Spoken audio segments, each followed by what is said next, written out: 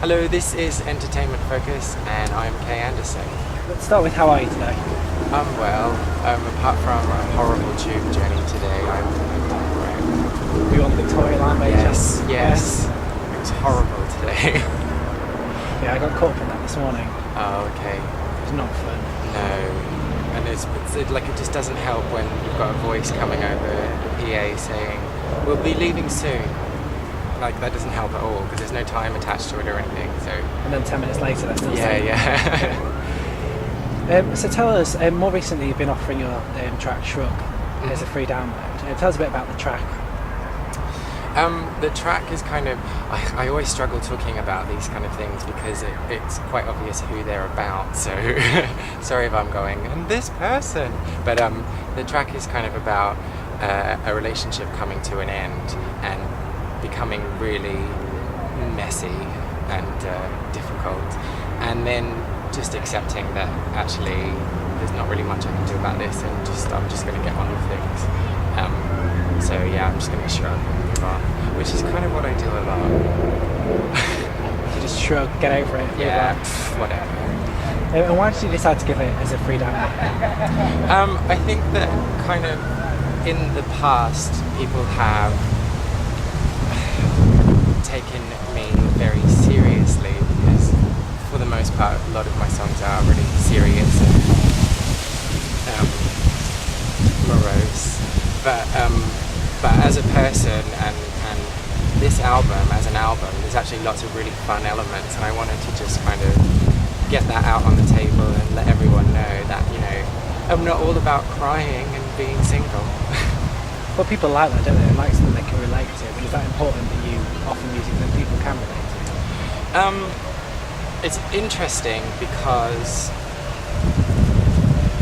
I write songs for myself primarily, and there's lots of really, really specific things about my life in my songs. And sometimes, you know, when I'm testing a song out, when I'm playing it live or playing it for a friend or something, I just think that they're not going to get those really specific things that I'm talking about, but actually 9 times out of 10 those are the things that they pick up on, and those are the things that they can relate to. So yes, it is really important that there is that relatable element for me. And you've got the album The Overthinker coming out. Tell us, what should we expect from that album? Well, like I said, there's lots of really fun elements, but there's also, it's kind of a reflection on the last 5 years for me. I moved to London about 5 years ago, and at first it was really difficult because I kind of came gung-ho and I was like, yeah man, I'm going to take over the world and I'm going to be really amazing, and then no one wanted to be my friend, and I had really horrible flatmates at that time, and everything was kind of rubbish. So as cheesy as this is going to sound, songwriting was my release, and over the last 5 years, I guess this record is reflective of my journey through that time, and having rubbish relationships, having rubbish jobs, and sleeping with too many people. Can you describe your sound as lesbian music written by a boy? What do you mean when you say that? When you meet people and you tell them you're a musician, the first thing they want to know is, what does it sound like?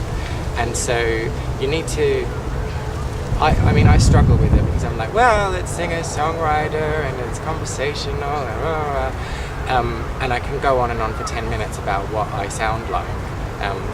But if I just say lesbian music by a boy, most people go, I see, yeah. It's very specific, you know. Do they ever give you any examples of what they think that might be like? Do they go, oh, you mean the Indigo Girls, or...? Yeah, it's usually Ani DeFranco though, but Indigo Girls, yeah, second on the list. So what's your favourite part of what you do? Is it the songwriting, is it performing live, is it the actual recording?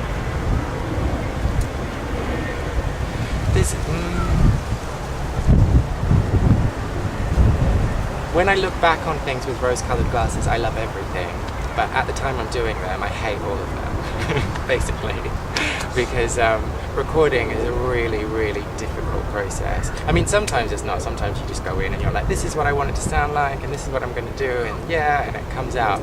And then sometimes it's just, you just can't transfer the idea from your head into a recorded form. And live, most of the time, like, absolutely amazing, but sometimes, other things are happening, your nerves get the best of you and things. And always leading up to a gig, I'm always absolutely terrified. Like, just like, oh my God, what am I doing? What am I doing? And then afterwards I'm fine. Sorry, I'm fine. But I would say that feeling after coming off stage, after doing a really good performance, is probably the best thing. And I know that everyone says that, but it's something that's just a really magical moment. And have you had to cope with any difficult audiences yet? Oh yeah. London audiences, they just don't care what you're doing. So there's quite a lot that you have to win around. But that's the challenge, and that's the fun.